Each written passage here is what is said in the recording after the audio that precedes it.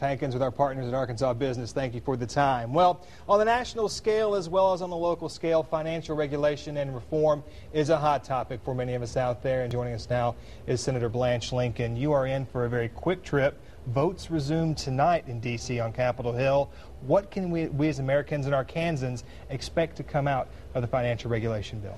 Well, I think as you look at the market and others, you realize that with this financial regulatory reform, we're going to see greater confidence in consumers and investors because there's going to be more stability in the market. I think with the regulation, the transparency, many of the tools that we've put into this bill are going to give greater confidence and, again, greater transparency and greater stability. And to that transparency, this has been a big on President Barack Obama's agenda. This has been something very important. A lot of bipartisan support. We're getting both sides that seem to be really coming together on this. Well, we've tried to work hard in a bipartisan way. I certainly have. And my portion of the bill, which deals with probably the riskiest of financial tools out there on Wall Street, desperately needed regulation. They needed oversight. They needed transparency. This was a dark market that no one really knew much about, and it was time for us to put some light, shed some light of day on this dark market. $600 trillion of notional value in that derivatives market. So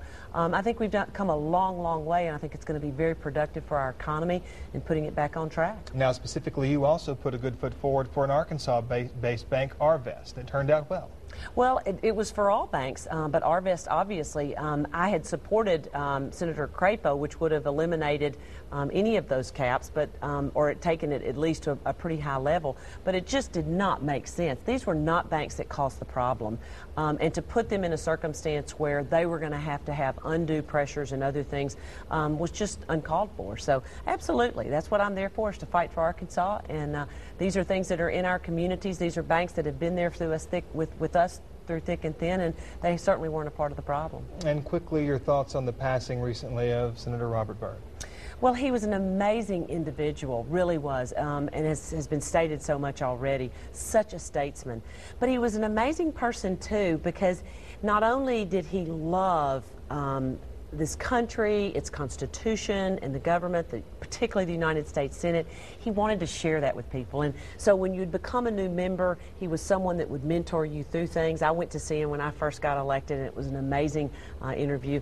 The pages, you name it, anybody in the Capitol system knew Senator Byrd and knew how devoted he was to the Senate. Are we entering a circumstance, though, where with his passing coming as it has right here on the eve of this vote, could that affect the vote in any way? That might be something, a level of concern. Well, it could. There's no doubt. I mean, you never know where those votes are going to be, and I think that certainly all senators are looking at the bill that we were able to pass through the conference committee at 6 a.m. on Friday morning, and I hope that they're taking a good look, because I think it is a very good, solid bill, brings true transparency and reform to the broken financial system.